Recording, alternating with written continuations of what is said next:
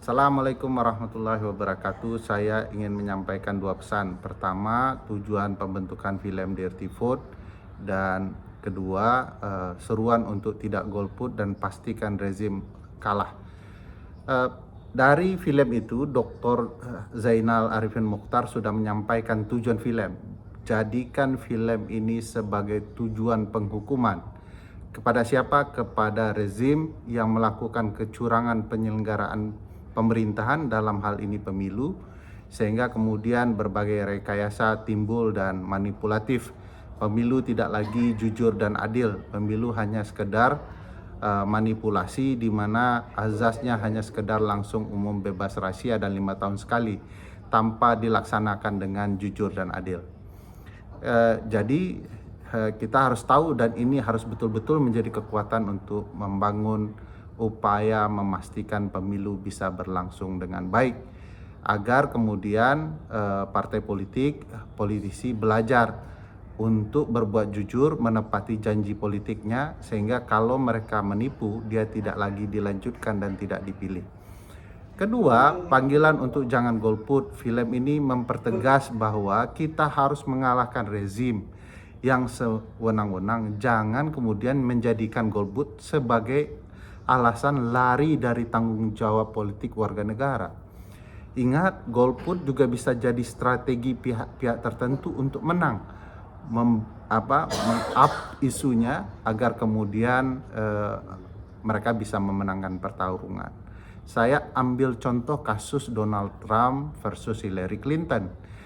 Di film diceritakan bahwa Donald Trump menang sebaran wilayah. Itu berasal dari strategi politik yang dibangun oleh Cambridge Analytica. Cambridge menggunakan data Facebook, mengetahui siapa saja pilihan penduduk dan sebaran wilayah para pemilih.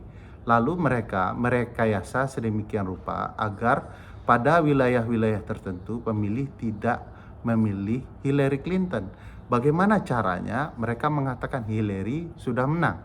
Oleh para pemuda yang pesimis dengan politik, yang tidak terlalu suka Hillary dan Donald Trump, mereka bilang ya sudah, kita golput saja. Yang jelas Donald Trump tidak terpilih karena Hillary sudah menang. Mereka terjebak masuk ke wilayah itu, mengkampanyekan golput dan dijadikan alat untuk kemenangan Donald Trump. Hal yang sama bukan tidak mungkin bisa terjadi di dalam pemilu kali ini.